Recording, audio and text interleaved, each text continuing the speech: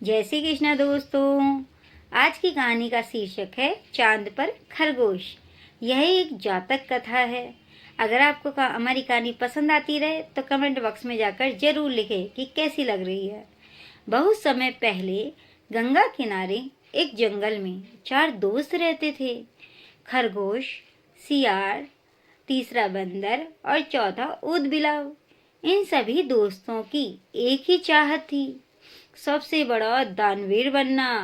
एक दिन चारों ने एक साथ फैसला लिया कि वो कुछ न कुछ ऐसा ढूंढ कर लाएंगे जिसे वो दान कर सके, और दान करके वो परम दान करने के लिए चारों मित्र अपने अपने घर से निकल गए, कुछ अच्छा ढूंढने के लिए कि जिसे वो दान कर सके। ऊदबिलाव गंगा तट से लाल रंग की 7 मछलियां लेकर आ गया।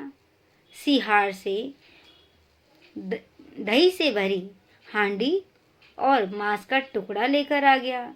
उसके बाद बंदर उछलता कूदता गिरता पड़ता आम के बाग में चला गया और बाग से आम के गुच्छे लेकर आया।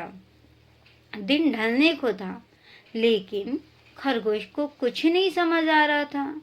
वो सोच रहा था मैं क्या लेकर जाऊं।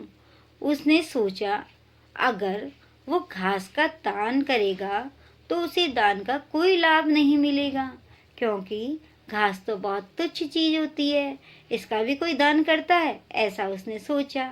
यह सोचते सोचते खरगोश खाली हाथ वापस चला गया।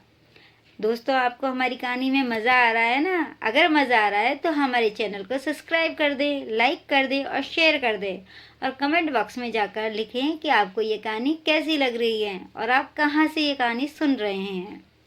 खरगोश को खाली हाथ लौटते देख उससे तीनों मित्रों ने पूछा, अरे तुम क्या दान करोगे?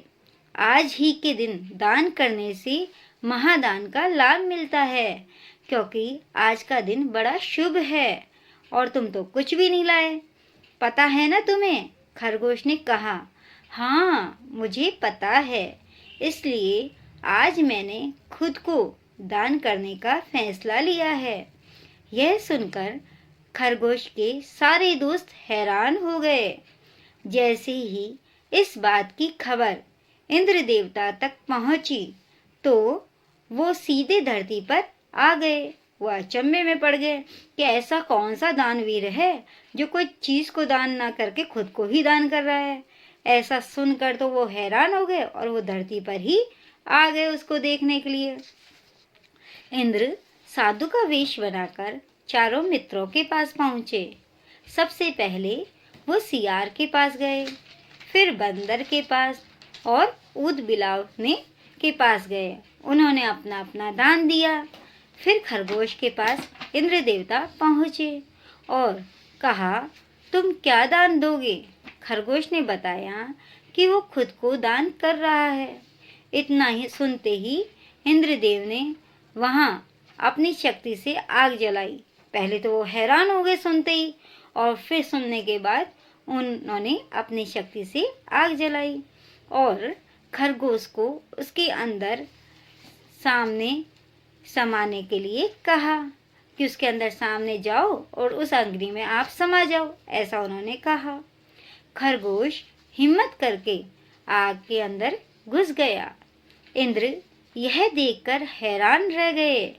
उनके मन में हुआ कि खरगोश सही में बहुत बड़ा दानी है, क्योंकि जो उसने कहा है वो उसने किया है, और इंद्रदेव यह देखकर बहुत खुश हुए। उधर खरगोश आग में भी सही सलामत खड़ा था। तब इंद्रदेव ने कहा, मैं तुम्हारी परीक्षा ले रहा था। यह आग मायावी थी, यानी काल्पनिक थी, इसलिए इससे तुम्हें कोई नुकसान नहीं पहुंचा। यह तो केवल परीक्षा लेने के लिए मैंने एक काल्पनिक आग जलाई थी। इससे तुम बच गए और तुम अपनी परीक्षा में खरे हो गए। इतना कहने के बाद इंद्रदेव ने खरगोश को आशीर्वाद देते हुए कहा, तुम्हारे इस दान को पूरी दुनिया हमेशा याद रखेगी कि तुम सबसे बड़े दानी हो और तुमने दान दिया है। मैं तुम्हारे शरीर का निशान चांद पर बनाऊंगा। इतना कहते ही इंद्रदेव ने चांद पर एक पर्वत को मसलकर खरगोश का निशान बना दिया। तब से ही मान्यता है कि चांद पर खरगोश के निशान हैं। जो हमें चांद पर आकृति दिखती है, सब अलग अलग लोग काल्पनिक करते हैं कि एक बुढ़िया बैठी हुई है, वो कुछ सिल रही है। ऐसा कुछ नहीं है, वो तब कि वो खरगोश का निशान है। और इसी तरह चांद पर तक पहुँचे बिना ही चांद पर खरगोश की छाप पहुँच गई, यानी खरगोश की निशानी पहुँच गई। इस तरीके से खरगोश चांद पर पहुँच गया।